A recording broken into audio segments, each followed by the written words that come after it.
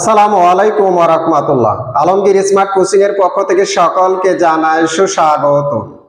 সুপ্রিয় viewers, HSC ও অন্যান্য পরীক্ষা 2025 যারা অংশগ্রহণ করতে যাচ্ছেন তাদের জন্য আজকের এই ভিডিওটি অত্যন্ত গুরুত্বপূর্ণ। আজকে যে বিষয় নিয়ে আলোচনা করব, হিসাব বিজ্ঞান প্রথম পত্র দ্বিতীয় অধ্যায় জাবেদা নিয়ে। আশা করি শেষ সময় পর্যন্ত আমার সাথেই থাকবেন। So let's go. 1, মেঘলা কারবারে 1 লক্ষ টাকা নগদ মূলধন স্বরূপ আনয়ন করলে। সুপ্রিয় ভিউয়ার্স, নগদ টাকা নিয়ে ব্যবসায় মূলধন স্বরূপ আনয়ন যদি করে থাকে, নগদ টাকা অর্থাৎ সম্পত্তির পরিমাণ বৃদ্ধি পায়, তাহলে নগদান হিসাব ডেবিট। এরপরে মূলধন স্বরূপ আনয়ন করেছে, মালিকানা সত্ত্বের পরিমাণ কি পেয়েছে? বৃদ্ধি পেয়েছে, মূলধন হিসাব ক্রেডিট।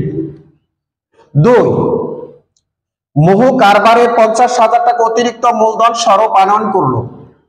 সুপ্রিয় ভিউয়ার্স, নগদ টাকা ব্যবসায় আনয়ন করার কারণে নগদ টাকার সম্পদের পরিমাণ বৃদ্ধি পেয়েছে, এর মানে নগদান হিসাব 50,000 টাকা ডেবিট করতে হবে। মূলধন আনয়ন করায় মালিকানা সত্ত্বের পরিমাণ কি পেয়েছে? বৃদ্ধি পেয়েছে, মূলধন হিসাব কি করতে হবে? ক্রেডিট করতে হবে। আশা করি জাবেদাটি বুঝতে পারছেন। 3, ব্যাংক জমার উদ্ধৃত 20,000 টাকা মূলধন স্বরূপ আনা হলো। ব্যাংক জমার উদ্ধৃত মূলধন স্বরূপ আনয়ন করলে ব্যাংকের টাকার পরিমাণ কি পেয়েছে? সম্পত্তির পরিমাণ বৃদ্ধি পেয়েছে, তাহলে ব্যাংক হিসাব 20,000 টাকা ডেবিট। মূলধন স্বরূপ আনয়ন করায় মালিকানা সত্ত্বের পরিমাণ কি পেয়েছে? বৃদ্ধি পেয়েছে, মূলধন হিসাব ক্রেডিট 20,000 টাকা। এরপর চলে আসি 4, ব্যক্তিগত ব্যাংক হিসাবের টাকা ব্যবসায়ের ব্যাংকে জমা দেওয়া হলো 8,000 টাকা। সুপ্রিয় ভিউয়ার্স,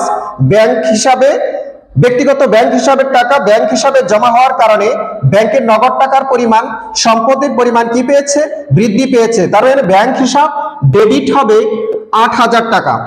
এরপরে মালিকানা সত্ত্বের পরিমাণ কি পেয়েছে?